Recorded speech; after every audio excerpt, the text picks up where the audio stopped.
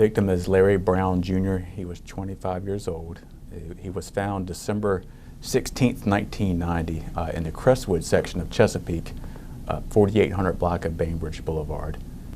The victim was last seen alive the same calendar date, December 16th, 1990. It had been shortly after midnight, so we have about a 2-hour period where we can't account for who he was with, where he was, what he was doing, what his plans was. We just know that he was last seen a little shortly after midnight. He was driving his 1978 GMC truck. It was red in color, and we had a call come in approximately 2 o'clock that morning of a vehicle accident.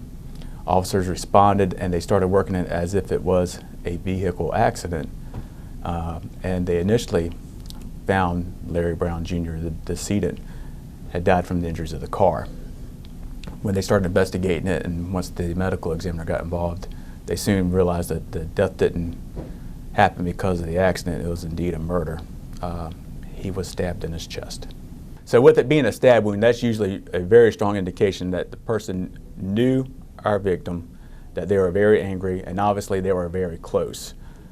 One of the things that we do not know is if the stabbing occurred actually inside the truck. It was a 1978 GMC pickup truck, so the cab it's tight quarters in there. It's not a king cab or anything like that. It's just a regular sized pickup truck. We feel that it did happen in the truck and that the person would have been very, very close to him. So after our victim was stabbed, we feel pretty strongly that's when the vehicle accident occurred. He probably accelerated as quick as he could to get out of there, or the whole accident was staged. That's the part we don't know. But one of those two things definitely happened. Larry was a very kind and loving person. He was, of course, our son. He was a father. He went to Great Bridge High School, met his wife Tina in high school, and they were married. Then they had one daughter, Mallory, who's now 33. I just like to say that for someone to take someone's life is about the worst imaginable thing I can think of. And I don't know how they can live with herself to do something like that. I hope someone will come forward to do the right thing and help us to identify the people or person that done this to him. It's just a horrible thing to outlive your child, but then to find out that he was murdered by the hand of somebody else. And now, all these years, we still don't know all that happened, and it's just something that you never get over. We've just learned to live with it. So with this incident, we strongly believe that there were people out there who definitely either saw the accident or know what happened.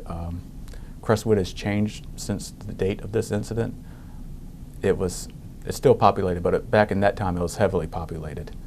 And even the initial report, there were people out there, reporting after they seen what they thought was just a vehicle accident. So there's no doubt whatsoever that there are people out there who didn't know what happened, or they saw what happened, or they might have seen something afterwards. A lot of times in cases like this, people have information and they're just either reluctant to speak to us, they don't want to get involved, or sometimes they feel that the information they have might not be that crucial to the investigation, and that's where we come in. We plead for people just to please let us know. You might be holding the small missing piece that we're really looking for. Unfortunately in this case, we're not able to make it off forensics. So we really need to elicit the help of people. We need to work in partnership with the community in order to bring some resolve and a little bit of justice for the family. The family's been going through this since 1990, and especially his father has been active and playing a crucial role in this, and we just want to bring a little bit of resolve to them.